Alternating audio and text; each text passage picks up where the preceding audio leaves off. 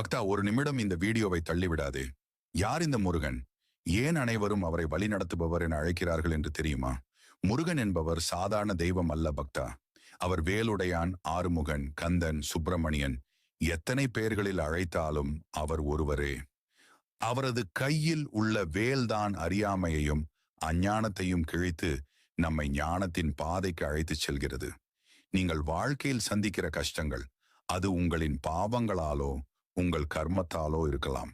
ஆனால் அந்த வலி, அந்த துன்பம் எல்லாம் நீங்கும்படி காப்பாற்றுபவர் முருகன்தான். அவர் உன் தோளில் கை வைத்தால் உனது மனக்கவலை, குடும்ப சிக்கல், ஆரோக்கிய பிரச்சனை அனைத்தும் கரைந்து போகும். பக்தா, முருகனை உண்மையாக அழைத்துப்பாரு. உன் இதயத்திலிருந்து ஓம் முருகா என கூப்பிடு. அவர் உன் பக்கம் ஓடி வருவார்.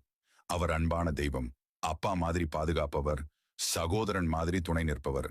இன்றைய இளைஞர்கள் கூட மன அழுத்தம், குழப்பம்